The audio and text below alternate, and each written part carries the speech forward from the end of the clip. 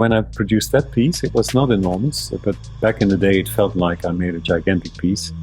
And I noticed that people, when they entered the space, they started to whisper.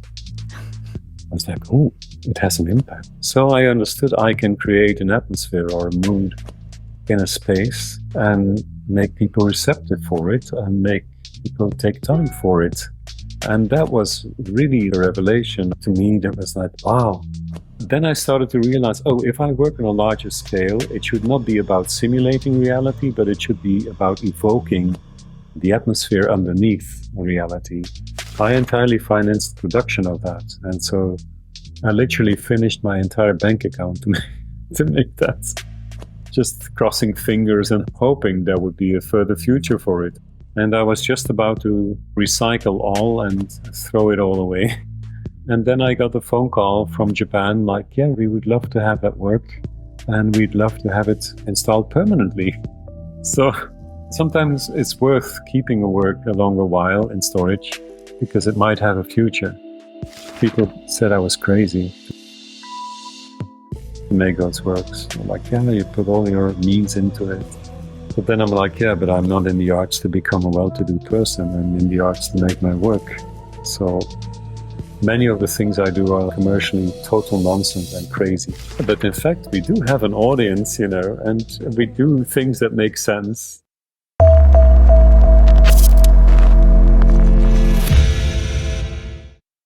Welcome back to the Installation Art Podcast, the world's #1 and only podcast about installation art and the people who work with it. This show is dedicated to discussing the unique joys and challenges of the medium and uncovering stories from behind the scenes. I am your host, Anastasia Parmson. My guest today is a Belgian artist based in Brussels, Hans Op de Beek. He works across many mediums: drawing, video, large-scale sculpture, immersive installation, and even theater. His installations are monumental and monochromatic. For example, the work We Were the Last to Stay, created for Lyon Biennale in 2022, covers 1,900 square meters, floor to ceiling in his signature soft gray. I just had to find out how he got into making his fictional environments and what the process looks like. It is my absolute honor to introduce my today's guest, Hans Op de Beek. Thank you so much for agreeing to come on. It's an amazing honor to have you on the podcast. I have so many questions. All right. Let's start with some quick, easy questions just to get into the groove. Tell me, what's your favorite beverage in the studio? That'll be a cliche, but I drink quite a lot of coffee. I haven't had my coffee now this morning. Oh, yet. No. But Sorry about that. It's the last drug I'm using, I don't smoke. I drink very modestly, so yeah. How's your work-life balance? I always made sure that I have enough private time to be with my kids, even though my 3 eldest are at the university and my youngest is 11, and he's a special needs kid. So I always somewhat avoided to spend too much time in unnecessary hanging out in, let's say, cultural surroundings. So I wouldn't go to opening nights or opening events or big socializing events in the art scene. So I do my schedule, I work and produce the work, I build up the exhibitions, take them down. I only do the necessary days of being abroad. Yeah, so in that sense, I think I have quite a healthy balance, giving preference to spending time with my kids rather than infinitely going to art events or socializing events or, gatherings or opening nights. I'm not judging on that, but I think everyone has to make his or her own choice on that front. Yeah. Do you have to say no a lot? Yeah, there's a lot of invitations all the time. And for example, when it comes to art fairs, I would only go to the art fair of Basel in Basel, Switzerland itself, and not on the others where my work is shown as well. I would think it's somewhat pointless or totally unnecessary. If you can have quality time with the ones close to you, why would you not prefer that above, another art fair or another opening night? I totally don't have the fear of missing out, I have to say. Like if I miss the Documenta or the Venice Biennial, I don't care. Then sometimes when I talk to curators or art critics, they're a bit baffled. They're like, "Oh, did you really miss the Documenta? Could you? It's only every 5 years." And I'm like, well, I had a walk in the forest. So yeah, I totally don't feel that pressure. Like my main job is as for a writer, it is his or her job to write. My job is to make art pieces and do what I do, and not all the noise that surrounds it. And I'm not judging on that, because sometimes then people think, oh, so you're distancing yourself from the art world, or you don't want to be part of the whatever. And I'm like, no, it's just a choice. I already spent so much time on the work itself that I don't need to overly spend time on all that surrounds it. So I already travel quite a lot, put up my shows a bit anywhere. And and sometimes people also mistake that for holidays. I'm like, yeah, I wasn't. Not quite. In Sweden, but I was just installing the work, and then there was the opening night, and then I came back home. Yeah, that's important, because especially in the art world, you can easily lose yourself in infinite succession of events and openings and gatherings and all that. And it's simply not something you have to do. Do you have a favorite quote? Oh, I should have thought about that beforehand. Maybe it'll come to you later. It might. Well, let's go back to the roots and tell me a bit about where did you grow up, and were you a creative child? Yeah, I grew up in a small town, and my family situation was a bit complicated because my dad was bipolar, and he also ended up in psychiatric institutions. And so the situation at home was complicated, and parents divorced when I was 11, and we moved several times. I have a twin brother and 2 sisters. Unfortunately, one of my eldest sister passed away because of cancer some years ago. But yeah, we were sort of a middle-class family. My mom was a teacher.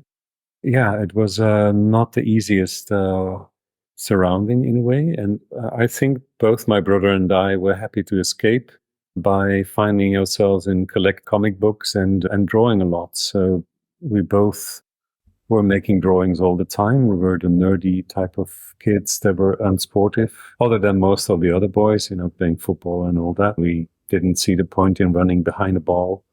So we'd find ourselves on the bed, on our raft, amidst of comic books and candy or whatever, like sort of escapish type of youth, and finding solace and inspiration in comic books. So there's a love for the language, for the Dutch language, which is my mother tongue, that runs through the family. So I have a cousin who's a novelist. So I'd be really interested in language and writing and drawing. And that was it. Already at that time, I was also not very interested in hanging out or, like being part of big groups, or not that I avoid them. I also don't have any fear to talk to 500 people, for a lecture or so. I'm totally fine with that. So I'm not scared of crowds or anything. But yeah, I like some self-time and self-reflection. So when COVID was there, it still is, in fact, but, when the lockdowns were there, some colleagues of mine told me like, oh, it's so lovely. There's no pressure anymore of the agenda and all the exhibitions and so on. They told me, finally, I have time for some reflection. And I thought, oh, that's the core of what I do anyways. So I don't need a pandemic on top of that. I don't need a double time for self-reflection, because even though I do quite a lot, I do quite a lot of projects parallelly, and I work with a small team at the studio. And then there's things I do solely by myself, like when I write a theater play or when I make my large watercolor paintings or so. But then the sculptures, it's always with a team. And so lots of things are going on. But nonetheless, despite that dynamic and, all those things ongoing, let's say the root or the essence of what I do, it is reflection. It is thinking about, everyday life and how I can abstract parts from everyday life and represent them, interpret them in a way so that they can talk about life in a way that it delivers tranquility and solace to the viewer, that it might deliver a moment of calm and reflection. So it's so inherent to what I do that, the pandemic was not necessary. I felt sort of blocked in that period as well because Really? Yeah, it was because all the dynamic was gone. There were no exhibitions to being installed. Things were not running as usual. And I believe I'm one of those people that finds calm in a busy agenda. And so when the agenda isn't there and when the projects aren't there and, the dynamic isn't there, that's way more stressful than having a lot to do. So. Right. Are you more of like a project-based artist? You do stuff when there's a project in front, or do you always have to be making something? It's a bit both. Like I need deadlines. For example, now I have a show at the Nordic Watercolor Museum, and I needed to make about 22 large watercolors. There's no one that can help me with those. So it's just me, 2 brushes, and a porcelain bowl of water, and the large sheets of watercolor paper. And so, it's just me that has to do it. And that I really, when I have to deliver those, I really stretch it up to the very last moment. But then I paint like a fool. And then it's really, I'm skipping nights and all that just to get them finished. Same goes a bit for writing. The third theater piece I wrote was a monologue. And the actor told me, like, I really want to start learning the text by heart very quickly during the rehearsal process. So I knew that I needed to have it totally ready at that very day. And and it helps me for sure to feel the pressure of an urgent deadline. Nonetheless, I always feel the need to make something. So I'm continuously writing. Whether that one day might turn out to being a complete novel or not, I don't know. But I love the exercise and the calm of writing. And if there were no deadlines, I would still, for sure, make things as well. So it's... And also, the team and I started to produce way in advance nowadays because, like exhibitions are scheduled 3 years in advance. We already started to produce works for something that was to take place in 2 years. And we have to be clever in that because my team is small. Like I have 5 people here, and some of the shows are 2,000 or more than 2,000 square meters, or like sort of landscape size exhibitions.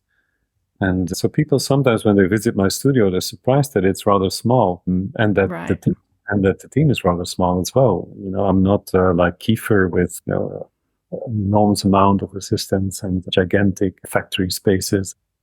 And so many of the large installations, I only see them for the first time at the very space because they are too big to install here at the studio. And so we are producing crafting all the parts, and then it all comes together. And sometimes it's in important places, like I made a large immersive installation for the Art Unlimited section of Art Basel in 2016. Of course, it's an enormous platform because you have tens of thousands of visitors just in a couple of days. And I literally was the very first time I saw it coming all together. And I remember my assistant back in the day, he said, Hans, I don't know whether it's going to work. And I told him, like, let's have confidence. Let's see. And it turned out really nicely. It now becomes a permanent installation in a museum in Switzerland. So it was worth it. But I also like the adrenaline that comes with having the feeling that you take risks and that you don't know how it's going to turn out. Like the show I did in Helsinki 2 years ago, we had 168,000 visitors. So the visitors really understood the effort, but we didn't know. And we had like 9 enormously big trucks full of crates sent to Finland. And we couldn't predict it would be successful or not. But then it came all together in the space. It was like a evocation of a very large nocturnal park. with fictitious characters and architecture and things on a blown up scale, things on a reduced scale, life-sized things. It was very intuitive, all that. So it was an enormous endeavor, an enormous project. And somehow I always have to rely on my intuition that it will work out. And fortunately, mostly it does. And I'm still very critical to anything, whether it's writing or painting, or sometimes I look at a big watercolor from some years ago. I think, oh my God, that's such a bad one. So I remain very critical towards what I do. And I can be very unhappy when a show doesn't turn out the way I wish it would have turned out. Some people call it perfectionism, but I would rather say it's dedication. Right. Let's call it that. Perfectionism sounds a bit, there's always slightly negative. And I think dedication is something beautiful, because that's the only thing we have in life, in fact. Like you can be a dedicated father, or you have the opportunity to being one, or a dedicated friend, or a dedicated artist. It's the difference you can make, because there's so many things we can't grasp or control or have any influence on. So then I think, well, what we can do is do things with dedication. It's always worth to do something to the fullest, or at least try to do so. And then there's nothing you can blame yourself for, because you did your best. Even though I of course agree that we have all the right to fail and, to be weak. Or what I always hated was this kind of culture where they talk about winners and losers. Like, it's such a terrible way to look at life. I think the word loser is horrible. Nobody is a loser. It's just a disgusting word. When people label someone else like a loser, I think, like, who are you? You can't be that judgmental, and you can't, label someone a loser, or let alone label yourself a loser. No one's a loser. And no one's a winner, That terminology is, I think, it's quite horrible. Like one time, a collector told me, like, oh yeah, but that's one of your competitors. And he was talking about another artist. I was like, competitors? We're not in competition. What nonsense is that? Yeah. No, and it's not about competition. The only competition there is with yourself. Trying to be better at your next play, or at your next sculpture, or your next watercolor. Yeah, that and time, I'd say. Yeah. There's no competition with art. I mean, I think artists that look at things like that, I think they have the wrong intention. You're not competing with anyone. You're just making your stuff.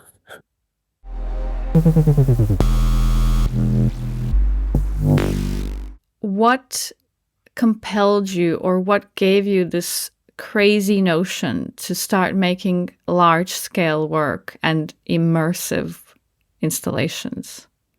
Yeah, so as a kid, I was drawing comic books, and so somewhat I assumed that I would be heading for something in the arts. But then I was also playing theater back in the day. So there was a theater company I was part of, and since that went really nicely, I auditioned for an acting school, and I was accepted, to my own surprise. Maybe because I was not nervous, I felt like, well, we'll see. And so I did acting before I started with visual arts. So the love for theater has always been there as well. And then with a delay, after I became a visual artist, I then was invited to write and direct and do the scenography and costumes for my first own theater play, put in Germany.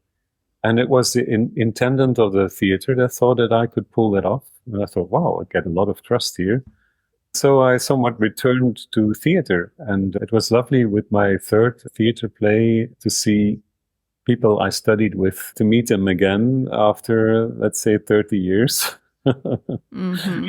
But I think also the theater pieces are very close to what I do in the visual arts. So I graduated, I did a bachelor degree in painting, and then I did my master's in what was then called the experimental studio. Mm-hmm. And basically it was just an empty space at the art school. There were no techniques, there was no equipment, there was just like an electric screwdriver and one terrible jigsaw. I mean, that was more or less all the equipment they had.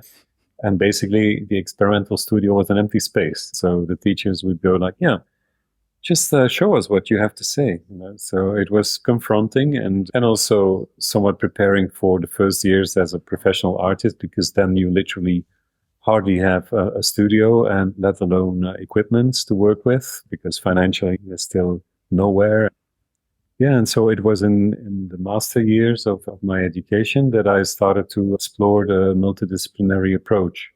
So I started to make a series of photographs. I made my first video works. I made sculptures. And in those first years, like the first larger work I made was a tabletop model of a crossroads at night, presented in a darkened space. And the only thing happening in that sculpture were the traffic lights changing their three naive colors. And for the rest, it was like a depopulated, fictitious crossroads at night. And when I produced that piece, it was not enormous, but back in the day, it felt like I made a gigantic piece. It was just the size of a big table, let's say. And I noticed that people, when they entered the space, they started to whisper. I was like, oh, it has an impact, right? So, and then people were standing there for a long time. And I understood that people were receptive to looking at like a stage non-event where nothing's going on, but just the evocation of a nocturnal setting and a nocturnal mood. So I understood I can create an atmosphere or a mood in a space and make people receptive for it and make people take time for it. And that was really like a revelation or something to me that was like, wow. And then gradually over time, installations, because I felt like staging an atmosphere, then I thought, why would I not stage that life-sized, so that people really walk on a meandering path in a darkened space with fog and trees and a handcrafted pond with water lilies. And why would I not? So, and that's how, things got bigger and bigger, not because of my ego getting bigger and bigger, but more because of the concern to make something into physical, and through the physical or sensorial, a mental experience. And also when I make movies, I like to project in quite large and create a setting with a light trap and darkened space and dark carpet and comfortable seats, so people can really sit down and surrender to vacation of fictitious places and atmospheres. Yeah. That was my criticism of the Venice Biennale this year, that there's so much video work where there's hardly anywhere to sit down, and people don't want to go into this darkened room and stand there watching something where they don't know how long it's going to go for. Yeah, just exactly. stand. I'm like, just put pillows on the floor or something. Yeah, it's a very important thing you're saying there, because the way I conceive video work for the visual art space, I always try to make it in a way that whether you watch it for 30 seconds or whether you watch the entire 44 minutes, which is the duration of my longest video, it's fine. Mm-hmm. So the problem I have with video art, as someone that makes video himself, is that at times you have to wait a very long time before you get something from it. So I try to make my videos in the way that even when you watch them for 10 seconds, you will already get something from it. It's like a sequence of tiny scenes.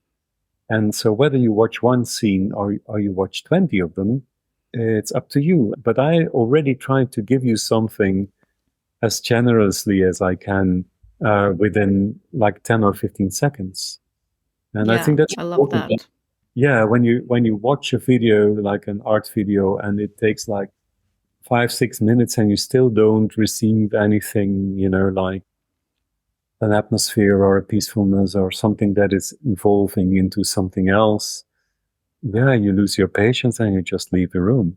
Because, for example, that 44-minute video, which I had the honor also to show it at Tate Modern in London, we always get the feedback that people watch it entirely. And it's 44 minutes, right? It's like, that's a big investment in time for people. Yeah. But people watch it entirely. Like we heard it from all the spaces we showed to video. So it means they feel invited to stay a bit longer. Like you get one scene of a minute and you think, maybe I'll watch the next one. Maybe the next one, and whether it's an animated film based on watercolors or whether I was Like I made 3 videos over the years that are called Staging Silence. I'm just on a small film set of 2 square meters.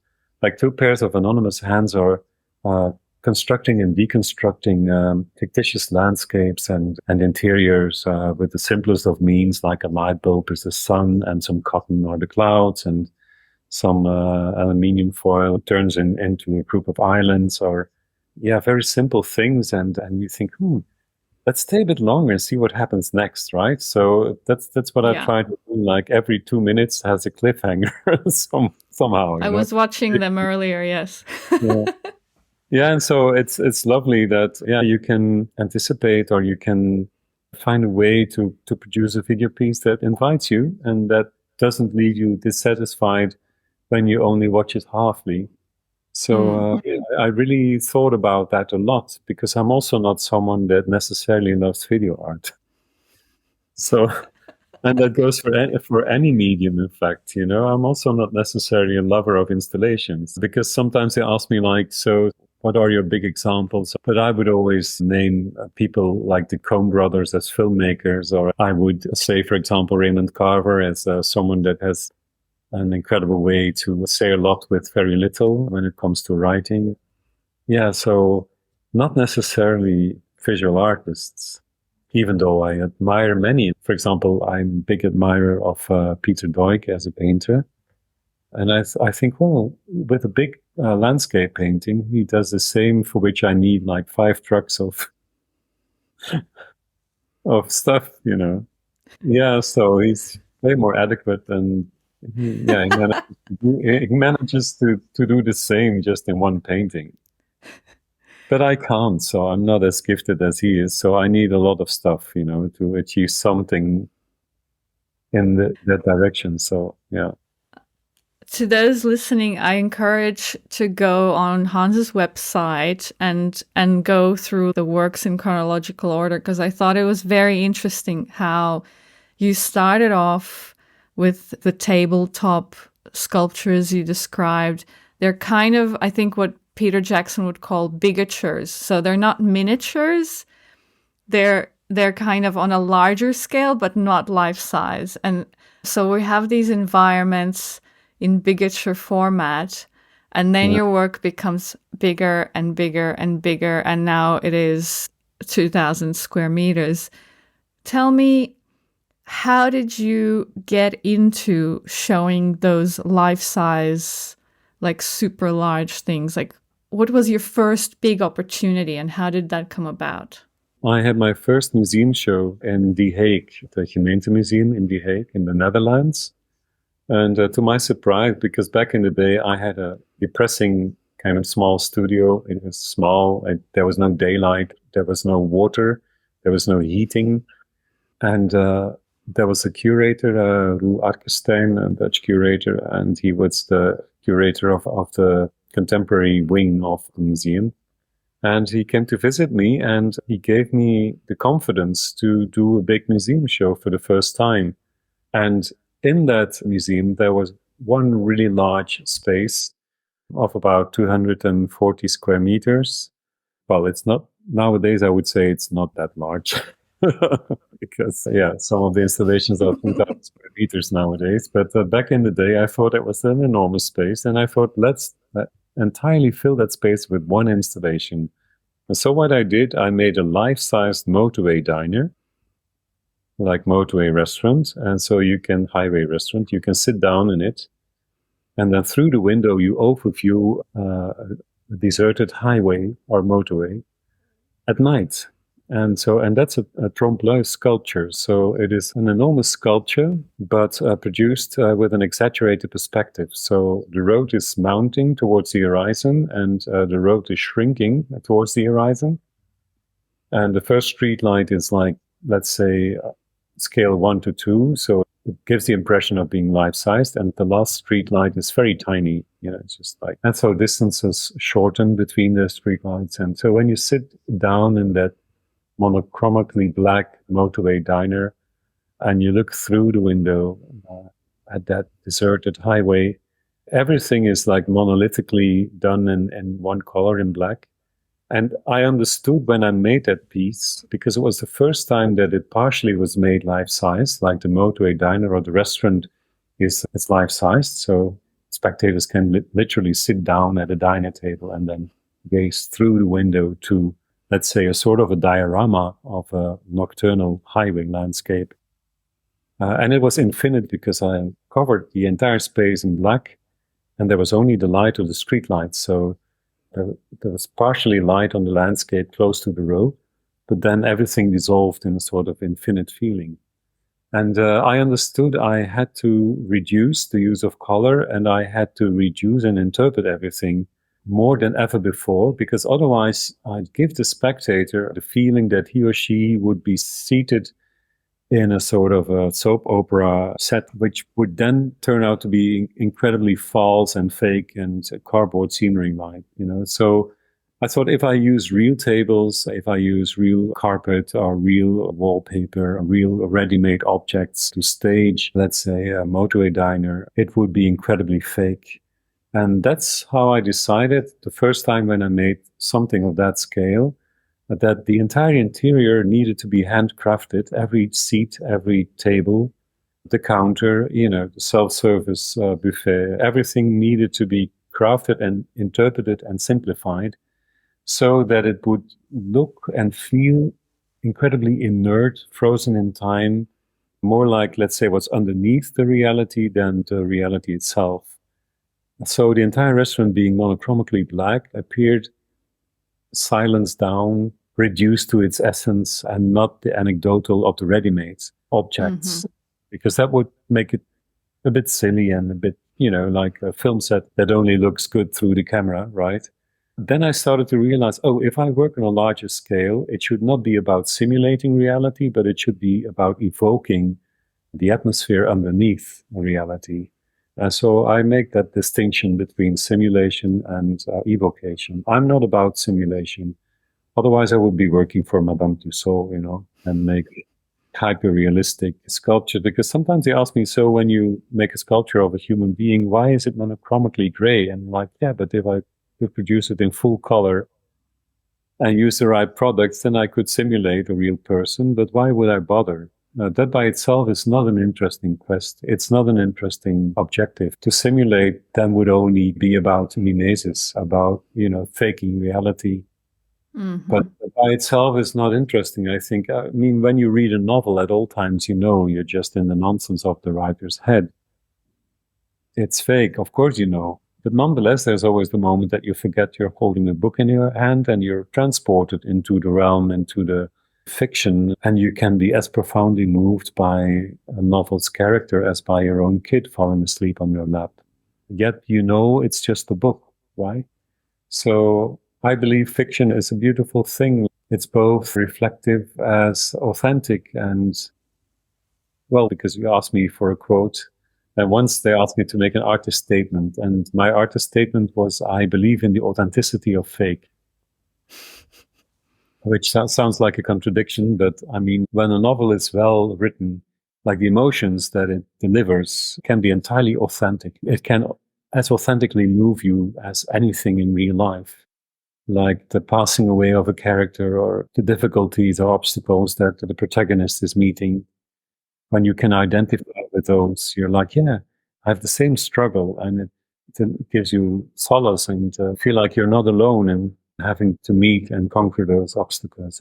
And it's just wonderful and authentic as a feeling, as an experience.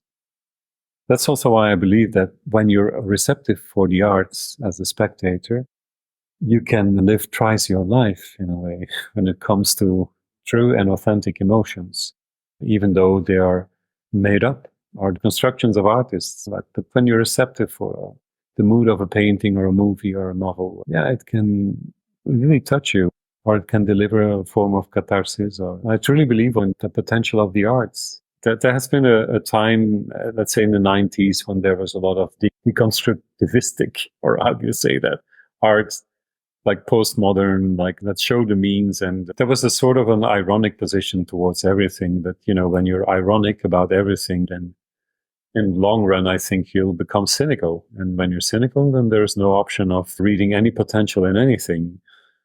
And I believe, as as an artist or as a spectator, I think you have to believe in the potential of something unreal or fake or invented or constructed by an artist, that it can turn into a real and profound experience. Mm. At least I still have that naive belief in that potential. So let's talk about the ready-made bit a bit more. Are you telling me that none of the elements, even in your gigantic warehouse-sized installations, are ready-made objects? There's just one time I used ready-mades, and that was for the biennial in Lyon, Mm-hmm. where I produced a very large 1,900 square meter installation. It was in an abandoned industrial space with an enormous ceiling height. And because at the same time I was producing my show for the Amos Rijksmuseum in Helsinki. So first I had an opening in Lyon, and straight after I had an opening in Helsinki. And so both were gigantic projects. And I didn't have the production time to make that depopulated, left behind trailer park for Lyon. I didn't have the time to handcraft the cars or the trailers that I used for that installation. And so we departed from real cars and real trailers that we then treated sculpturally. So they became inert and lined, and so all the windows were closed. And so we crafted, let's say, we departed from halfly finished ready-mades and turned them into a sculptural appearance. That's the only time, in fact, because all the other installations, all the large installations, they became permanent, like the motorway diner with the view on the nocturnal landscape became a permanent piece at the Towada Art Center in Japan. And so all those installations are truly handcrafted. There's no ready-mades, except maybe some lighting or light bulb. Of course, I can't produce, but all the components were produced. Wow. Amazing. Also, like, I made a life-size merry-go-round or a carousel. And some people also ask me, like, those horses and carriages are ready-mades that you put a layer of paint on? I said, no, it's all made.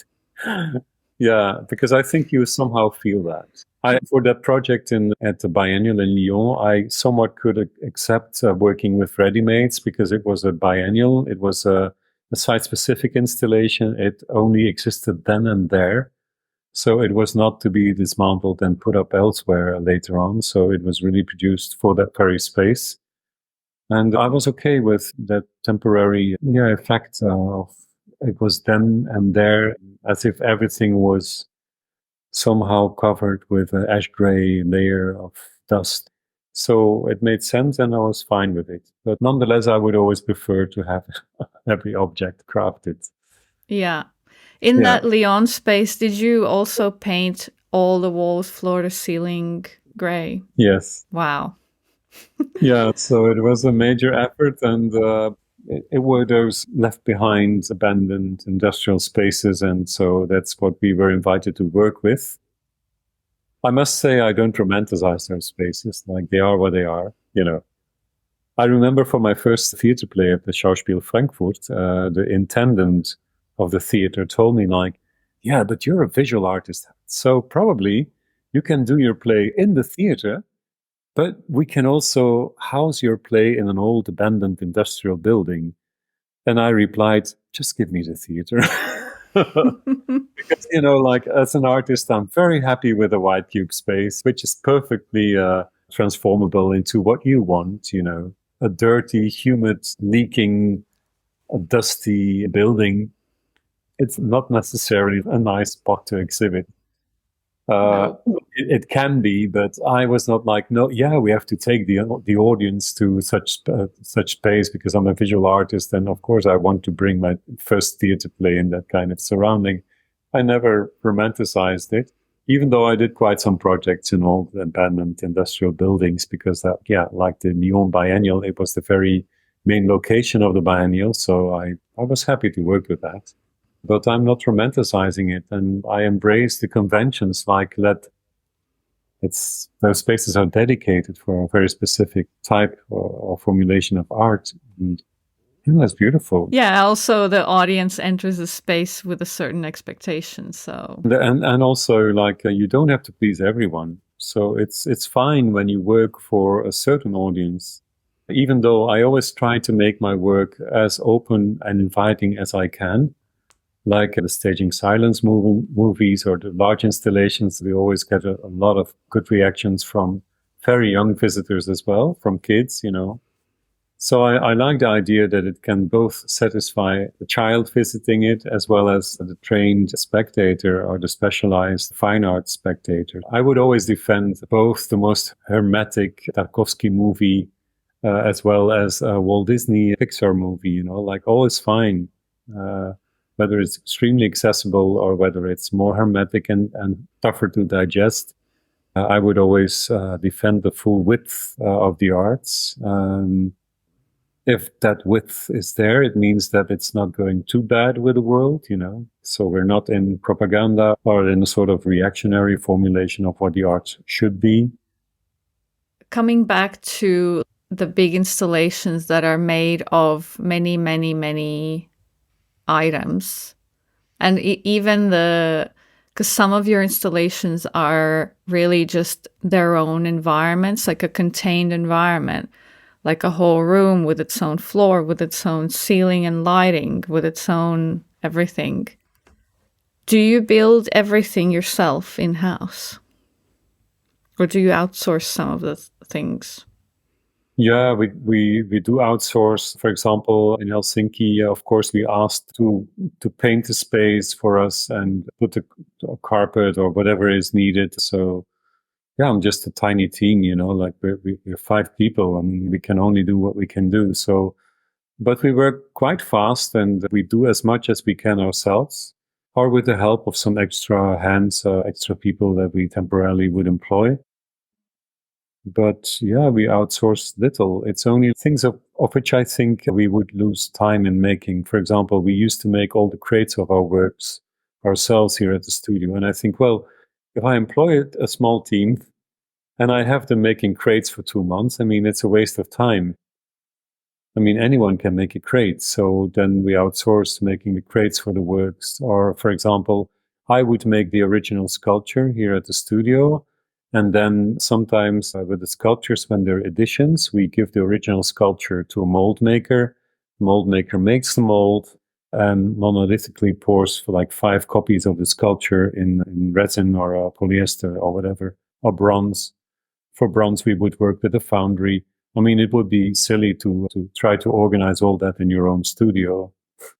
I could not simply not afford to make my own foundry here, you know, to pour bronze. I mean, we could all do all that, but why would I? So no, of course there is things that we delegate to, but never the artistic work. It's all the mold making. We make small molds here at the studio as well, but like big molds, when you can ask a specialist to do that way quicker than you can do it yourself. It's not artistic work. It's just helping hands and people that can help you to realize it. What kind of skills did you have to learn to make those kinds of works? When I studied at art college in Brussels, I hardly learned anything when it came to skills because there was simply nothing. Like I remember I made a tiny bronze sculpture there back in the day at the sculpture department where I wasn't studying, but I asked them whether I could look and learn. But I only learned to work with wood and learned to make molds. And my first video editing at the Rijksacademie, which is a sort of postgraduate program in Amsterdam that you could apply for. It's a sort of artist in residency for 2 years. And that was crucial for me because I cut my arm several times and my fingers but, you know, learning by doing, because I'm not a very practical or handy person. But I taught myself to develop some skills. And I was mainly taught at the Rijksacademie because there were craftsmen that taught you how to work with a table saw or taught you how to weld or video edit. It's literally learning by doing. And it still is today. The first time they asked me to do the stage directing and scenography of an opera, I was like, oh, I don't know anything about opera. So learning by doing. So the first time I did that was for the Opera House of Stuttgart. And it was, again, someone that thought that I could pull that off. And I thought, okay, we'll see. And of course, the singers were skeptical. They, like especially the main singer. It was Bluebeard's Castle, the opera of Bartok, and so the bass singer that was singing the main character. He said, I've been singing this opera at the New York Opera House and around the world, being stage directed by big opera directors. And of course, I know that when they look at me, they're like, yeah, but you're a visual artist, so you're coming to tell us how to sing it or how to do it. And I said, no, well, I'm just, I was asked. The intendant of the opera house gave me the confidence that I could do scenography and stage directing. So let's keep it constructive. But after a couple of weeks, they started to give me credit, and Trust you. Gradually started to trust me that I might have a vision, and then in the end, we were like big friends. We're so happy after the premiere and the hugging and kissing and everybody happy. But of course, I totally understand the skepticism, because you have a sort of an outsider that all of a sudden is, directing you. Someone who has never directed any opera singer whatsoever. But I had directed theater before and film, so I had some experience, but not in that genre or that discipline. So it's literally learning by doing. And also for the team, it's the same. Like many things all of us have done for the first time here at the studio. I produced 14 years ago, I had a project which was called Sea of Tranquility, and it was about a gigantic Starchitect type of cruise liner boat. So I made a museum dedicated to a boat that never existed. And in the last room of this fictitious museum, you could sit down and you were taken on board of my vessel. But because of course I couldn't construct a boat of that size, I had to work with CGI. So I filmed my actors in Green Key and Blue Key studios, and with compositing, I put them in that virtual scenery. And so I worked with someone specialized in Maya and the 3D software. So I made the designs of the spaces of that boat, and then we translated them to CGI. And then also for him, it was the very first time that he would be animating CGI imagery. I worked with a cameraman back in the day who was 23 years old. It was the first time he was doing a movie like that. And so we were all total beginners. And I never directed trained actors at that time as well. And I asked some well-known people from television and cinema, who, to my surprise, all said yes to the project. And so there I found myself in a sort of cinematically approached movie making that I never did before. And I somehow had to have the confidence that it would work out well. And also for that movie, I composed the theme song, and I recorded it with a professional jazz combo. So, wow.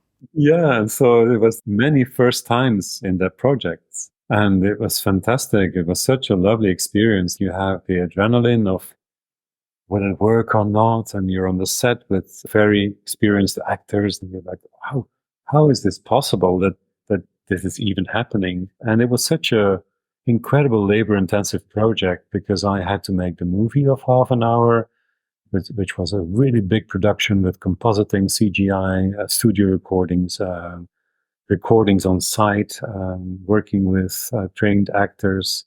Then there was the exhibition itself, which was about 700 square meters of showcases with the porcelain of the ship with the logo on it. There was a sculpture of the captain in his arty-farty uniform. There was a chambermaid sculpture. There was a big model of the ship. Like one could imagine, for example, a museum being dedicated to what's left of the Titanic, with objects on board. And so I made that kind of a museum 14 years ago about a ship that never existed. And it looked like a Zaha Hadid version of a cruise liner boat. To me, it was a metaphor to talk about social inequality, because on board of a ship, you have the hierarchy as you had in Metropolis of Fritz Lang, like the people working in the belly of the ship in the machine rooms, they don't have access to the upper decks. So they have their own bars and their own little room to sleep in down there. And the higher you go on board of the ship, the higher you go in hierarchy on board of the ship. And I thought it talks about gated communities, it talks about leisure, it talks about spare time spending, it talks about labor, about so many things. I also learned that for a cruise liner boat, you need 10,000 workers to produce one. And time and time again, when they're constructed in Europe, it's a social bloodbath because workers are not paid, partially paid, or they're sent home because they don't turn out to have the right skills to do what they were shipped in for. They're housed very poorly in the periphery of the industrial harbor. Like when they constructed the Queen Mary 2, one of those well-known cruise liners of, let's say, a couple of decades ago, like 20 years ago or so, they launched the ship, and the day it was launched, the bridge between, I don't know how you put the bank and the ship collapsed. And like people died when the ship was launched. Yeah, that's right. I remember that. Yeah, and of course, when they published this beautiful glossy book about the Queen Mary 2, nothing was mentioned whatsoever. And the first photographic spread you find in the book is like all the workers happily waving their helmets, being proud of being part of the construction of what they call a legendary boat. Even before it's launched, it was already legendary, talking about a false use of words. And everybody knew that the construction of that boat was quite disastrous. There were a lot of strikes because people not being paid. And so it was one social bloodbath. So I thought, well, it could be nice to make my own terrible, enormous cruise liner virtually and make a sort of a dark, mysterious museum glorifying this boat. We also know that the cruise liners are one of the most polluting things in the world. It's incredible how polluting it is. Just one cruise liner crossing the ocean. But I'm not there to make a socialist manifesto. But I think if sometimes I can touch upon urgent subjects or things that I think I need to say something about this, then I try, not in a paternalizing way, but somehow to pose questions with the spectator. What happens to the pieces once an exhibition's over? Storage. Do you reuse parts of an installation in the next work? It's more like mostly I would, for example, I made sculptures of Chesterfield sofas. And those sofas have traveled in several exhibitions, so spectators can truly sit down on them. They're rock hard, but so sometimes people very happily and enthusiastically sit down on those and then notice only when their butt touches the surface that they're really hard and not soft. But I use them regularly in my exhibitions as, sort of sculptured or sculpted sofas.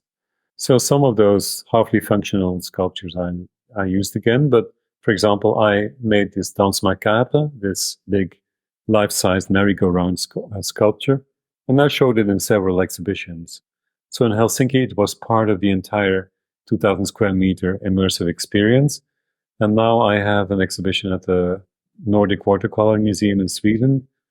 And so they asked me to self-evidently show watercolors, but then they also asked me to show some sculptures. And then I added the merry-go-round and some other existing sculptures. So some of the sculptures I show several times, whether by themselves or as part of a larger installation. It's more interesting to me, of course, like currently in the Netherlands, in Amersfoort, in an old church, I have also a large installation of a sort of wide lake. Like I used white water, white trees and rocks to make a sort of monochromic white landscape of a lake in a very wide church. So it's really like sort of abstraction in white. And then I'm happy I'm not showing an existing sculpture, but I can create something entirely new. So I'm not necessarily in favor of reusing things, but it's more like it depends on the kind of show it is. Sometimes the curator also invites you to have somewhat of a retrospective feel to, like, wants to show certain videos from the past and some rooms with some new work. So that all depends a bit on the project. Yeah. Hey, this is a quick intermission to let you know that this show is also on YouTube, where you can see the artist's facial expressions and maybe even some images of their work. If you're loving this episode so far, share it with a friend who might also enjoy it. I'll let you get back to the story. Making large-scale work presents some unique logistical challenges, and you've mentioned like 5 truckloads of crates and stuff. Do you have a behind-the-scenes story about that aspect of your work process, or a particularly memorable moment about the transport, packing? Yeah, I think that the biggest amount of trucks we had was for Helsinki. We had 9 of the largest, those monster trucks full of stuff. Wow. So logistically, that was very complicated because you needed to understand like which truck do we open first and which crate needs to be pulled out first, and which work has to come out first and be positioned in that gigantic space first, and which second and third and so on. So that was really complicated. And fortunately, I have a great studio manager who coordinates that wonderfully well so that I can focus on the production of the works, not on all that, technical logistic work that is needed.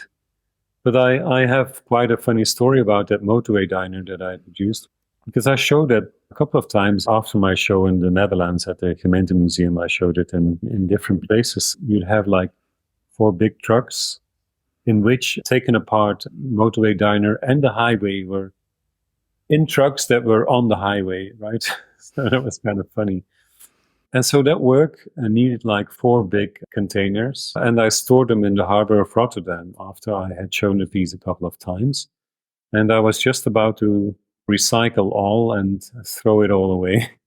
And then I got a phone call from Japan, like, yeah, we would love to have that work, and we'd love to have it installed permanently. So Wow. and sometimes it's worth keeping a work a longer while in storage because it might have a future. The Japanese curators, they had seen that work and they had kept it in mind.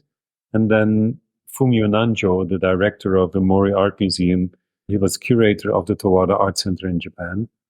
And he said, well, the concept of the museum is that we invite artists to make something new. But deep down, I felt that they, in fact, wanted to have the motorway diner piece. And so I asked them, I said, maybe that's an option. And so then they said, yeah, we want to have it permanently. Let's go for it. And it was the relief that I wished for would still happen after having it in storage for such a long period of time. So then you had to, instead of putting it on 4 trucks, you had to fly it over. Yeah, it all needed to be shipped. And yeah, it was quite a challenge. But several of my larger installations became a permanently installed work. So I wasn't wrong on that, because people said I was crazy to make those works. I'm like, yeah, you put all your means into it. But then I'm like, yeah, but I'm not in the arts to become a well-to-do person. I'm in the arts to make my work. So many of the things I do are like commercially total nonsense and crazy. If I had the ambition to become rich, I would only make my watercolors. Really? Is that the best-selling part of your work? I would only just need myself, right? I wouldn't need a team or an enormous studio space or enormous storage. All this logistics are all. But why would I rationalize? Because of, so it's just very intuition based how everything happened, and there's like no strategy whatsoever. It's just discovering and learning on the way and hoping. And then, yeah, it was incredible when that first really large piece was purchased by the museum in Japan, and we had the opportunity to install it permanently. It was such a relief and such a gift to understand that something that was not conceived to stay forever, and that it became something that is permanent. Now, when you create your works, are you preoccupied with making them quote unquote archival quality? Yeah, I really take care of that. Also, when I make large watercolor paintings, it's some very, very good quality paper. I use very good pigment, and I frame them behind plexiglass that blocks out 99% of the UV light. Yeah. Because when you buy a big watercolor as a private collector, you want to have it in your living room, or you want to have it in the space you live in. And so I truly invest in that a lot, so that people can really show the work. Or when it's an outdoor work, it'll be in bronze with a layer of gray paint that is weather resistant and that is tested in a lab and all that. So yeah, I truly think about all those aspects, especially also the permanently installer work. It needs to be like the best of quality. Yeah, for, exactly. for everyone's benefit, because you don't want works to return after a year for restoration or That's another question I have, because a lot of your work is interactive in the way that people are inside the space, they can walk around, they can sit on things. Do you think about the fact that people are going to be touching things? Does stuff get damaged during exhibitions? yeah. I truly think about it. Sometimes it's, of course, not entirely clear whether you as a spectator are allowed to sit on it or not. So I try to really make it clear what is allowed or isn't allowed. Unfortunately, like if people would, for example, with a pond sculpture of mine, the water surface would be made of glass. And of course, if all people try to put their finger in, which happens because people think it's black water or something like it. If everyone does that, of course, it will be full of fingerprints, which is not the goal, So I'm fine in certain things being touched, or I produce parts of the installations where people are invited to sit down. So yeah, I truly think about all those things. I think it's your task as an artist as well to think about to what extent is it accessible. Can people sit down on certain things, or how do I make it in a way that it doesn't get dirty, or that it still remains well, and that you can clean the surface? Or yeah, so I really anticipate. I really think about these things. Yeah, I've had that where somebody sat on something of mine that wasn't supposed to be sat on. It took like less than 2 minutes in an installation for a piece to essentially be destroyed. And I was like, because the invigilator or the volunteer was just lost focus for a second or something. And I'm like, well, that's terrible, but it's also on me for making something that looks enticing to sit on, but you can't. Yeah, it's exactly as you say it. It's like, yeah, we have to somewhat make it clear and think about it. I heard about Tony Cragg, the sculptor. He made a show at Kunstpalast in Düsseldorf recently. And if I'm not mistaken, the title of the show was Please Touch. So he only showed sculptures that invited people to touch the surface. And I think it's fantastic. It's incredible. So that's such a lovely concept. It was all bronze and all that, so safe materials in a way that don't get damaged. But to feel a shape, as the sculptor himself or herself is feeling it while making it at the studio, you glide your hand over a shape. It's an incredible experience. And so I thought, yeah, that's a lovely concept. We deliberately made the entire show solely consisting of pieces that can be and should be touched. Yeah. I think also works that are, for example, monochromatic, like your work or my work, is that people cannot tell what it is and they want to touch to understand what it's made of. Yeah. Yeah, absolutely. And I think both you and I are the same, aren't we? If we're honest. Yep. We also, would love to knock to feel what it's made of. Yep, of course. And look behind how it's mounted. Yeah. Yeah, exactly. So, So in your installations where there's a lot of detailed pieces, are they all individual pieces just placed in the work? Or, for example, like the table, are these all separate sculptures placed around, or is it all connected and stuck on and like one piece? Yeah, for still life sculptures, they consist of separate parts, so they're not glued together. So yeah, it takes some time to install them. But I also have things that are entirely monolithical. Like there's a Brazilian dancer sitting in a one-person Chesterfield seat, and it's like entirely one piece, a piece of furniture and the character and all the feathers and all. It's like It was one big mold. It's like one big piece. So there's no true rule in that. It really depends. I have variations in all directions. So I have things in which all the components are glued together. Some others are just made in one big mold and poured in one material. Yeah, it really depends. Sometimes I have a sort of sculpted water surface. Sometimes it's real water. Like I made a sort of a settlement of wooden houses on the water. It's also called the settlement. It's sort of a village on water on poles. And it was purchased by the Kröller-Müller Museum in the Netherlands. And I thought that was so brave of them, because every time they want to show that work as part of their collection, they have to make a big pond in their in their museum. And of course, I have instructions about the dimensions of that and, the materials they have to use for it. But every time in the future, they want to show that piece, they have to create a big pond in the museum hall. So I think it's very brave of them because, yeah. Didn't you also make a version of that where the water is glass or like a reflective material? No, that one was always with real water. Okay. And so, yeah, when someone buys that work, they know that comes with a certain commitment. And I always admire that. I'm like, oh, wow, I feel so appreciated that you truly want to do that effort every time in you that you want to show that work. So, yeah, it's lovely. It's a big compliment. And unfortunately, you then can still make those works.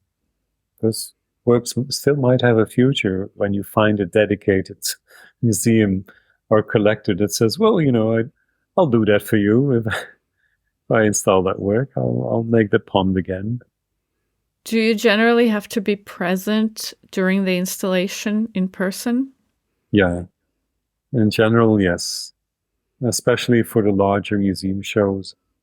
There's one time I had a show in Austria and I asked one of my people, could you already start to install that space?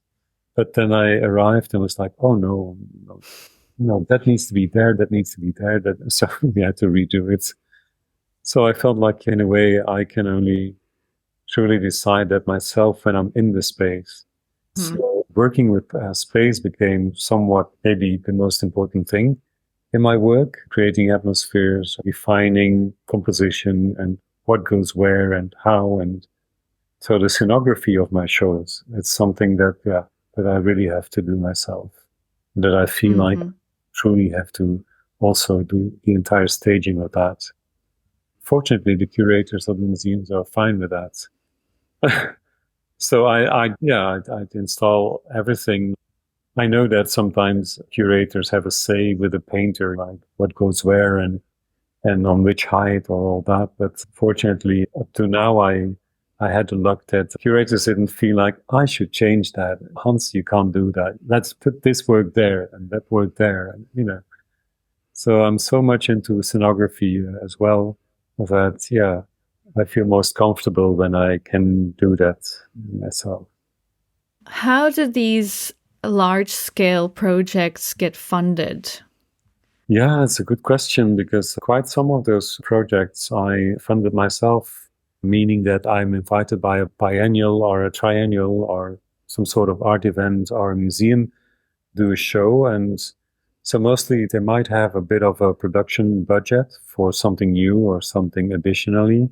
But most of the works are financed by myself when it comes to the production of it. Yeah. For the biennial in Lyon, they had a budget to make a large installation, site-specific installation. But then they still asked my galleries to support financially as well, which then for me was not that comfortable because I didn't ask the galleries to do that, but they asked. But then the galleries somehow want to have a return for that investment in that work, so to donate the work those constructions sometimes are a bit complicated. For example, the Collector's House, that large installation I produced that will become a permanent piece in the new museum in Switzerland in the fall, I entirely financed the production of that. And so I literally finished my entire bank account to make that. Just crossing fingers and hoping there would be a further future for it. And in the end, there is. So I'm happy. But then I I don't make any profit on such work. I just get investment back. Like the only ones making are the galleries that sell it. Right? So yeah, that's the reality sometimes. So your galleries help you place the installations? No. My galleries are sometimes invited to financially support projects. Mm-hmm. They are invited by the institutions, and I would say mostly galleries don't financially support.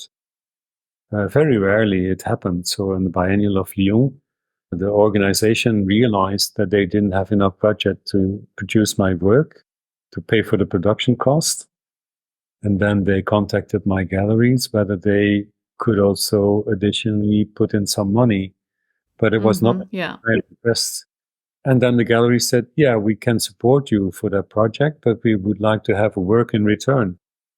So in the end, it's also, again, an investment of myself then, because I give work for free, let's say. They can sell for their own profits, but it's not of any profit to me anymore.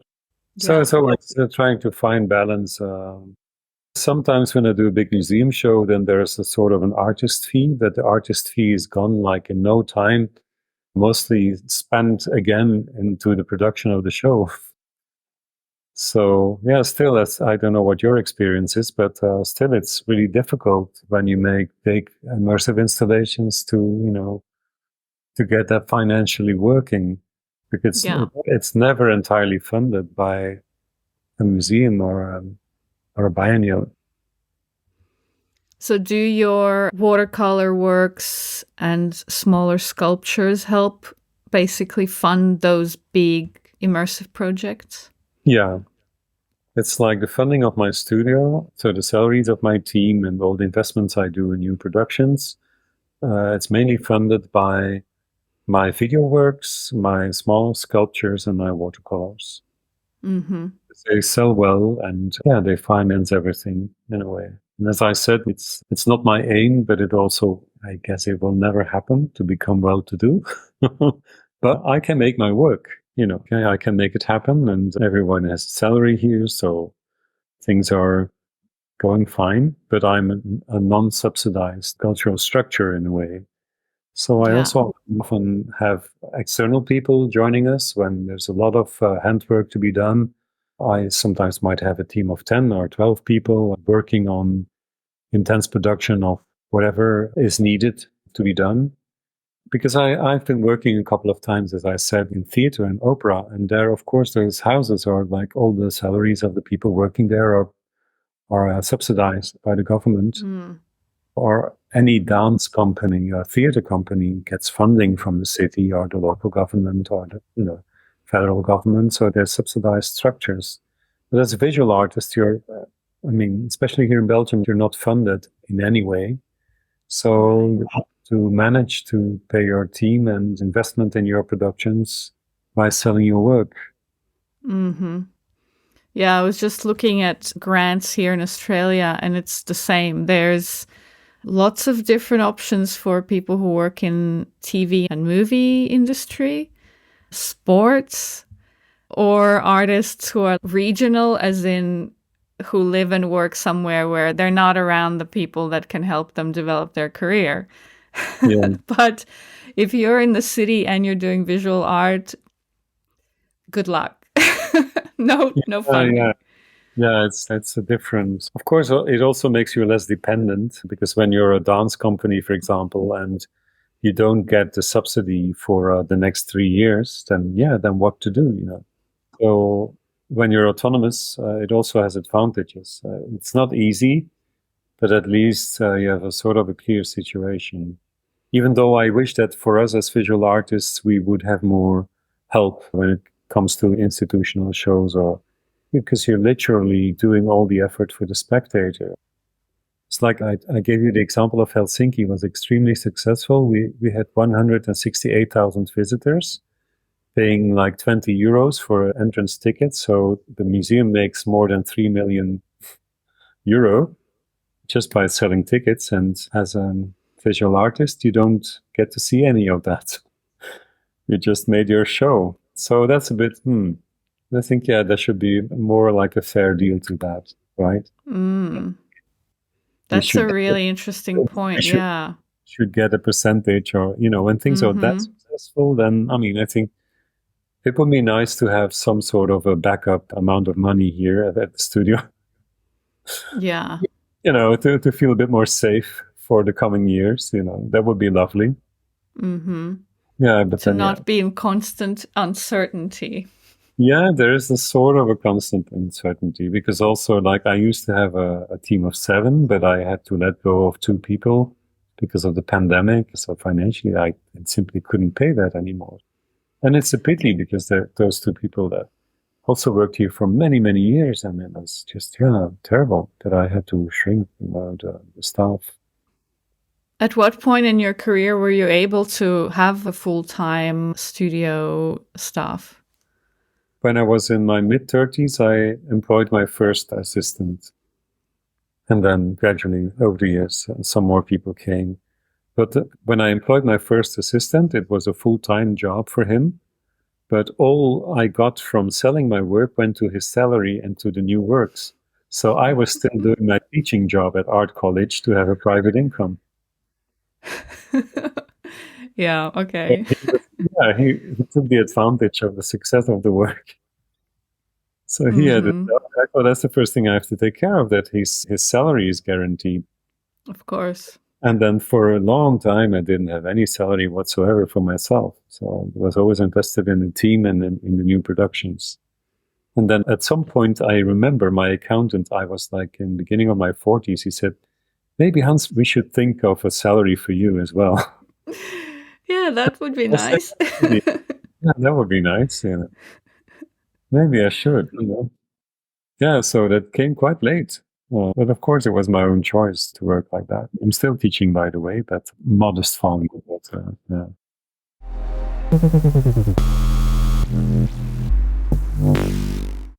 What does your studio look like? It's an old building and it has 4 floors of about 230 square meter each. So it's like 1,300 square meters. And then I rent a big external storage. And as I said, most works I can't put up here. Like when I made the life-sized merry-go-round, we had the components here, like the horses and things, but we could only put it up for the first time in the exhibition where it was premiering. So, Wow. yeah. You had to trust that it all goes together. Yeah. For certain pieces, like I also produced an enormous piece of rock, like a big cliff. And we temporarily rented another space to produce that because it was too high and too long and too big to make it here. So sometimes we rent an external location to make certain work. But I like the fact that this studio here is not enormous. Like some of our colleagues in the arts have gigantic factory halls. And I think, it's cold and it's leaking and it's uncomfortable. And, like you cannot truly inhabit those spaces. They're too gigantic. And I like a more cozy, personal space. Also for my team working here with me on the sculptures, it's warm in winter, it's cool in the summer. It's a comfortable place. It's a place you can mentally inhabit. It's not just an enormous impersonal hall. Yeah. I like sort of cozy family feeling for a studio. It should be warm and welcoming. There's a good coffee machine. We eat together. Very important. Yeah, a nice office space. Yeah, it's generous and it's cozy and inviting. Because I'm doing quite some scenography for my own works or for theater or whatever, I also like the very space we're working in to be inviting and not just gigantic. Comfortable. Yeah, Yeah. comfortable. Yeah. To me, that's more important because some people come and visit me here and they're like, oh, I thought your studio would be way bigger. 1,000 square meters sounds so big to me. I don't even have a studio at the moment. Yeah. Yeah, but I mean, there is really big, like the studio of Anselm Kiefer or so. Those are monster studios. And there's an artist I admire, Mark Menders, who lives in Belgium and who's a Dutch artist. He also has a gigantic studio, like an enormous thing, tens of thousands of square meters. But I'm like, yeah, for his work, for sure, he makes also very large ones, and it's a beautiful studio. But still, I would feel a bit lost in that enormous space, I think.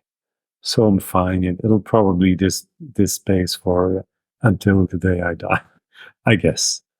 It became home as well. Like I'm here since 14 years or so, and yeah, it feels very nice and welcoming.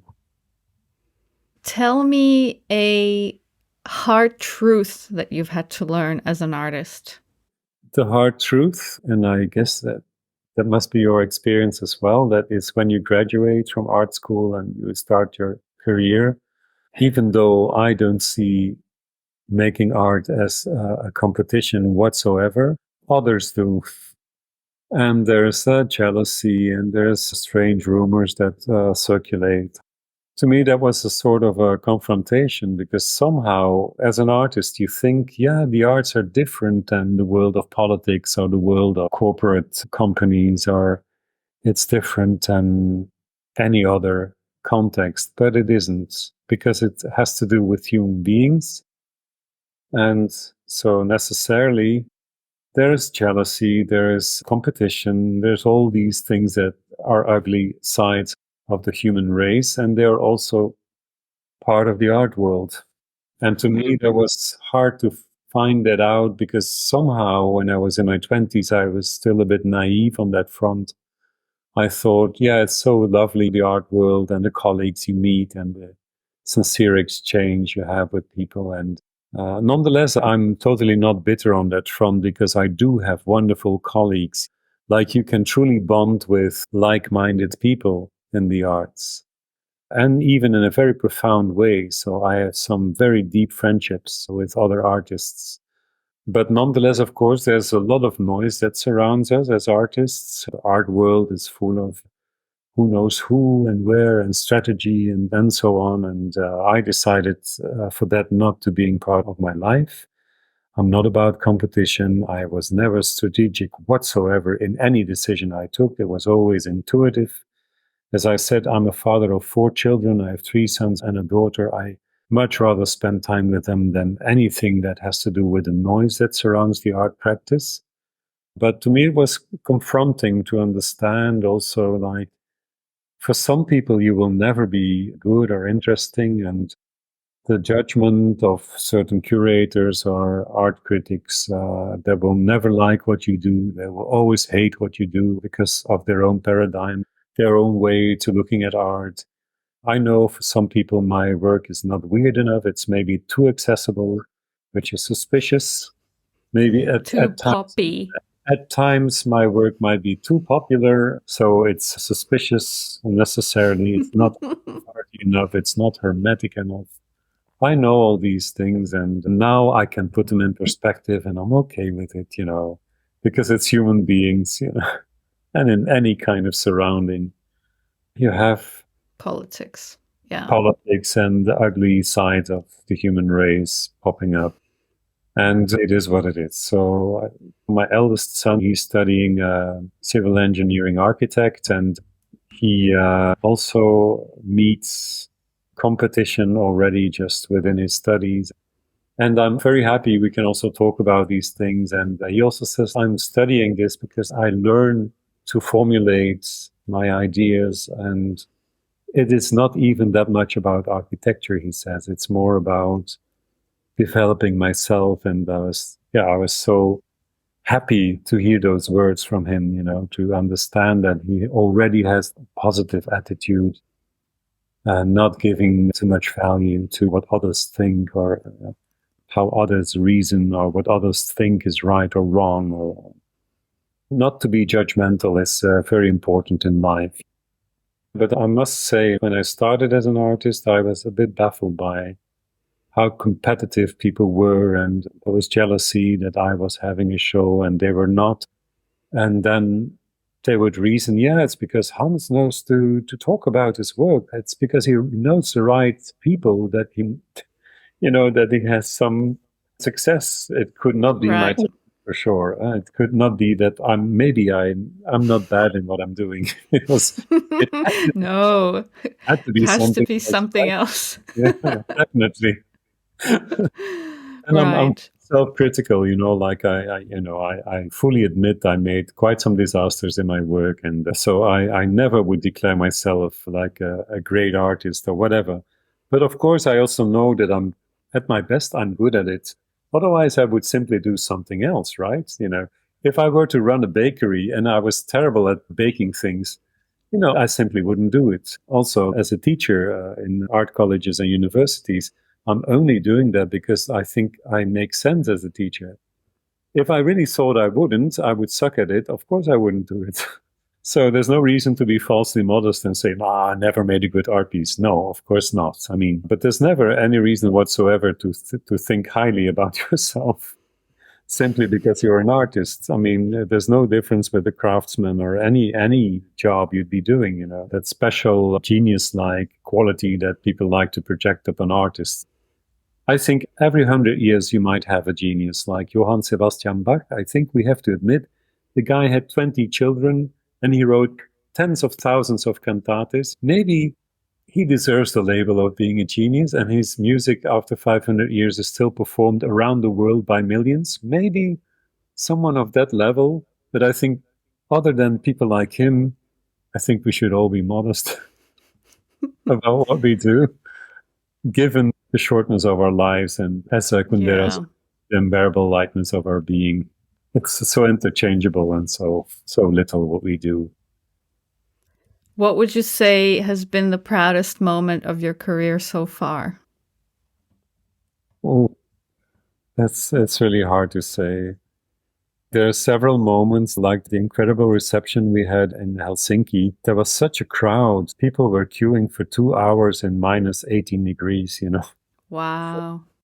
And you're like, how is this possible? So that was a tremendous compliment to understand, because it was the first time I did something in Finland. Nobody ever heard of me. So it was truly the work that was mouth-to-mouth promotion, like people being enthusiastic. And yeah, the people at the museum said, you truly were the talk of the town with your work. And I was so amazed and so humbled I was so like, oh my God, that's way more than I ever deserve. And how is this possible? So it was just wonderful. And then, of course, any kind of incredible venue or space or event, any opportunity has been amazing. To understand that people give you the trust, like the first one that gave me the trust to write and direct and do the scenography of a theater play. And even though Oliver was his name, he was incredibly nervous because he had never dared to ask someone who's not a playwright to write a play. Despite his nervosity, well, he did give me the chance, and I did do that production, and I was happy. It was the first time that trained actors were giving life to my words, to my writing. It was out there, it was spoken, it was the here and nowness of the theater and the magic that comes from that live performance. It was so flattering and honorable that, those gifted actors were literally interpreting and delivering those lines. It was so lovely. Yeah, so those are great moments. Of course, also when a lovely biennial or a big house like Tate or so ask you to show something, you're like, really? Really? Are you thinking of me? That's such an honor. So, but of course, it's a cliche, but it's most of all, it's the emails that you get from spectators that are taking the effort to figure out what your email address could be and sending you a letter that the work has moved. And I mean, they don't have any other reason than sending such thing because they truly moved or it really did something to them. So when I showed the second Staging Silence movie, there was a young kid, a 9-year-old, who said, I saw your movie and it made me decide that I want to become a filmmaker. Oh, that's so cute. And that was so sweet, and it was so cutely written. And yeah, those things. Or I made a movie with puppeteers and puppets, and it's based a bit on the Japanese Bunraku theater, where puppets are brought to life by puppeteers. And there's three puppeteers. One is holding the hips and the head. Another one is manipulating the hands of the puppet, and another one is manipulating the feet. And they're dressed in black, and they're like dark guardian angels dancing around the puppet and giving life to the puppet. I showed that video here for the first time to my gallerist from Vienna, and she's like a very strong lady. Her name is Ursula Krinzinger, and she's like 83 years old now, and she's slowly thinking of retiring. And it's her son, Thomas, taking over. But I remember I was sitting here at my studio, and I was projecting the video for the first time to her. And so the mascara was really like drawing lines on her cheek. And I know her as a power lady, you know. I had never seen her cry or being emotional. And yeah, that was such an intimate and wonderful moment, because the movie was about loss and about life, and it was typical human things, you know. And yeah, those are lovely moments. Because when I was at art college and I would mention to make work that could possibly move the spectator, it was really the wrong thing to say. I talked about emotion, and back in the day, art was more rational. It was more ironically postmodernistic. Anything that had a little bit of emotion in it would be considered sentimentality. But sentimentality, of course, is something very different. Something sentimental would be like a slow motion recording of a dad and son who haven't seen each other for 20 years, and there would be strings and orchestra, and yeah, that you can say that's sentimental. Like sentimental is sort of a kitsch version of emotion. It's really the lightest of the lightest depiction of emotion. But if I read a novel or when I watch a film, I want to be profoundly moved by it. I don't want to read a novel in which everything is going fine and where everybody is extremely happy. It would be the most boring book in the world. So you want the protagonist to suffer and to having to overcome obstacles, and you want to relate to them and say, yeah, I know that sour feeling. I know that the emptiness when you lose a beloved, I know this, I've been through that, and you want to relate and you want to relive those profound emotions with those protagonists. And when you close the book or when you leave the cinema theater, you want to look at the world with different eyes for a moment. It has to do something with you. And so when I talked about those things at art college, I was looked at like, really? Are you really emotion? So it was kind of badly received back in the day. Isn't that interesting how art world has these like trends of what's cool at the moment in the contemporary art? Absolutely. And I have to say that, of course, today I have the entire wrong profile. I'm a middle-aged white man. So Yep. the entire wrong profile of being an interesting artist nowadays.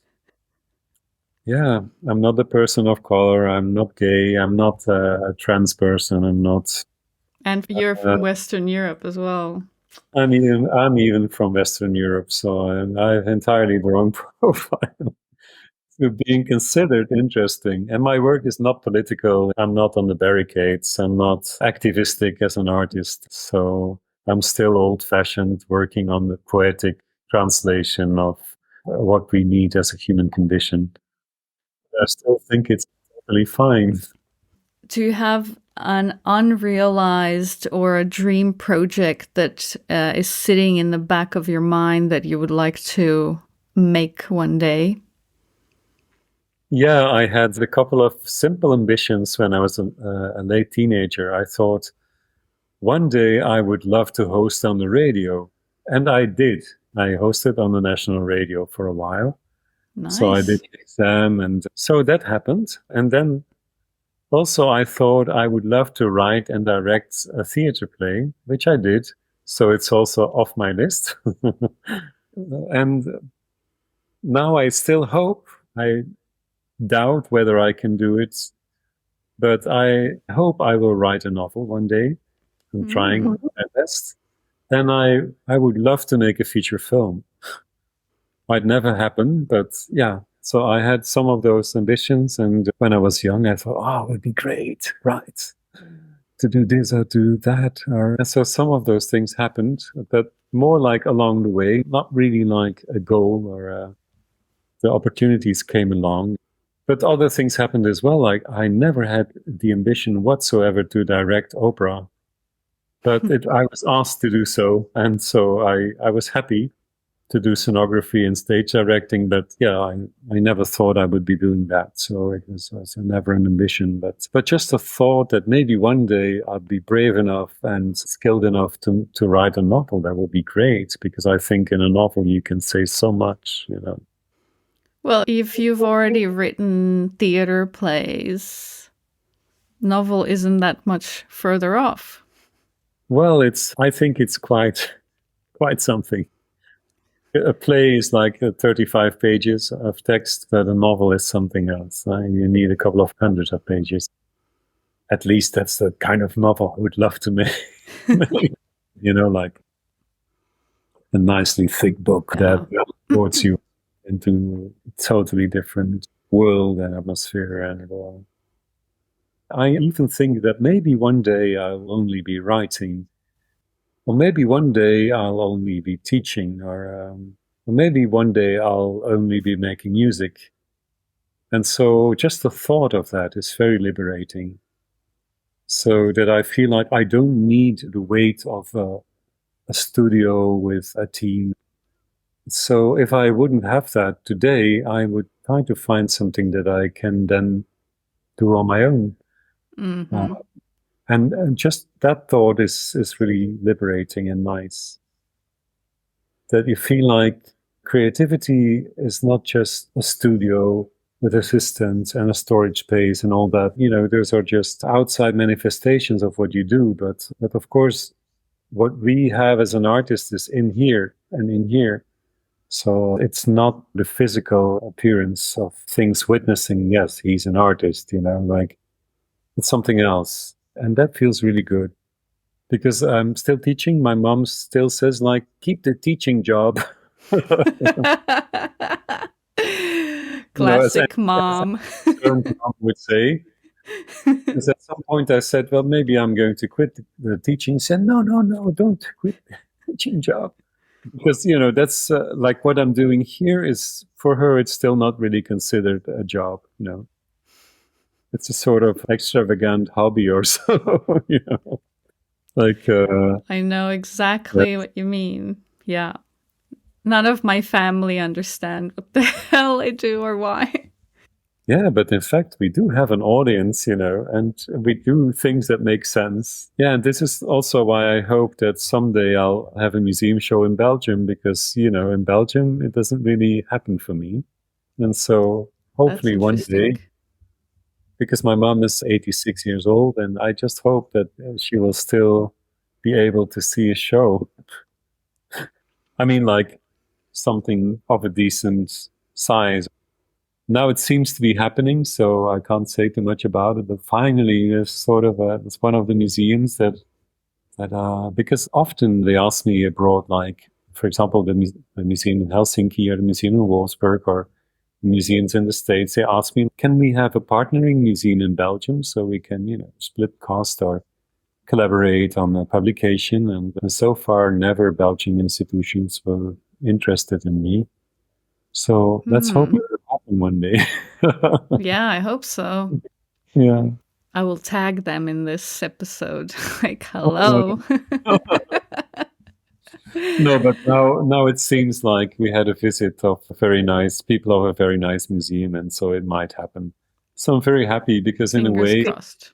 I literally put all of my kids on the aircraft flying to Helsinki, because I said, now I take you there, because you never get to see anything of your dad. It seems like he's grow up, you know. Like it's not true. Just telling them I'm having a show in Shanghai, but maybe it's not true. Yeah, So especially because they can't go to the studio and see the actual finished yeah, product. exactly. Yeah, they see me producing things here, but they never see it as an experience. Mm. And so, like 1.5 year ago, I literally told my kids, "Now we go and see something Daddy made." you know. So what did they say? Yeah, they were so sweet. They really liked it, and they said, "Oh, we're proud of you," and that was really lovely. Because yeah, in the end, like I told you in the beginning of the conversation, one of my cousins is a novelist, and so her novels are published and translated, and she's doing very well. And she interviewed me one time for a newspaper, and she said, like, "Would you like to be remembered as a good dad or as a good artist?" And I didn't doubt for a second. Of course, as a good dad. I'm happy to being a lousy artist if I'm a good dad, you know. So yeah, that's in fact way more important. And so therefore I also, and maybe you recognize that from your own practice, like you want the one that love you or that are close to you to enjoy something you make, right? Of course. Yeah, it's something to share. Like if you share your things with an audience, why then would you not really hope that you can truly share something you crafted with your children or with your partner or with your mom? Yeah. So that's also still an ambition of mine to hope that in the future there will be some opportunities that they really like. As I'm overly proud of my kids, that works in two directions. That's just lovely, you know, like you love each other and you can share the fruit of what you do, whatever it is. Yeah, it's important. So that's why it was up to now a bit of a frustration. I could not really show what I do to my kids Mm-hmm. to the fullest as an experience. Yeah. I get that. My mom lives in Estonia and I'm in Australia, and she has not seen any of my proper installation work. Wow. And it's like, well, I'd like to have an exhibition in Estonia, but Of course you do. shipping stuff from here to Europe is just insane. Yeah. So yeah, I need a sponsor. So what are you currently working on? Oh, last Friday I had my opening in Shanghai and I show my last, well, sculptures and watercolors, but also my last animated film. It's an animation film based on my watercolor paintings. And I had the honor to work with a great jazz trumpet player who composed music for it. So also the score of my video works is always original music. So as I said, like for one project, I compose it myself, but I would ask a befriended musician to produce music because I think, you know, if you or me make a video piece and we put Johann Sebastian Bach on it, of course it will be marvelous because his music is marvelous. But then we're abusing the old master for our own good. And I think that's inappropriate. So I think when you use music, it should also like newly make music for the project. And I see it as an opportunity. So the composer I asked, he contacted the Hermes Ensemble from Brussels. They're an incredible ensemble. They're an incredible music company. And so they performed the music incredibly well. And so these are all opportunities, you know, that I think that are wonderful to work on. So that movie was just finished. And now we're working on sculptures, mainly for my exhibition in New York.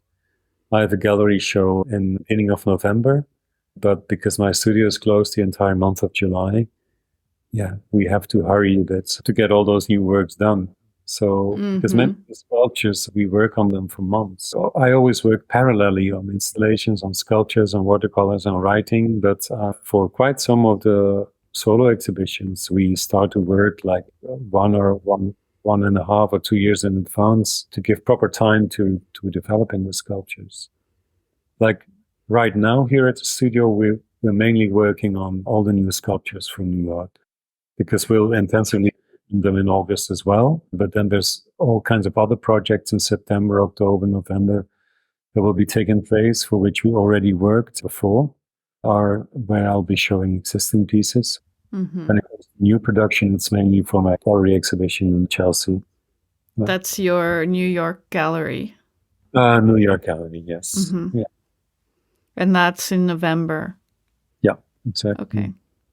Where can people find you, find out more about your work, maybe buy some work?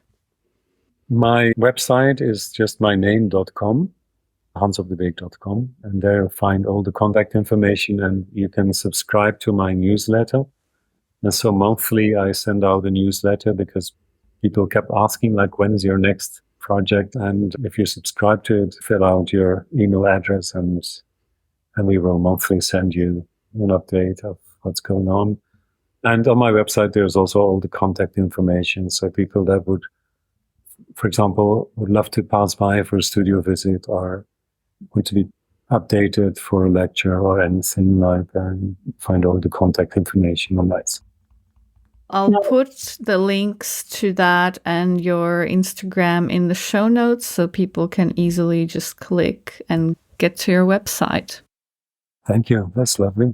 Well, I would have more questions, but we've been talking for over 2 hours. Thank you, Hans, so much for your generosity and your time. My pleasure. Mm-hmm. It's been really interesting talking to you and very inspiring. Thank you so much, and thank you for the lovely talk.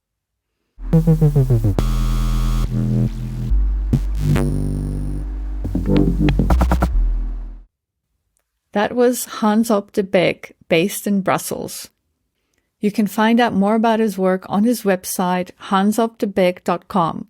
That's HANSOPDEBEECK.com. And on his Instagram at Hans_op_de_Beek. He's represented by Galleria Continua, Gallery Krinzinger, Ron Mandos Gallery, Templon New York, Pilumnelli Gallery, and GSA Gallery. You can see his work in person at Templon Gallery in New York in November this year. Links to those, as well as everyone mentioned in this episode, are in the show notes and on our website, installationartpodcast.com. Did you like this episode and know someone who might also enjoy it? Share the podcast with them and help us spread the word. And don't forget to leave us a 5-star rating and review. It really helps. Thank you for tuning in, and until next time.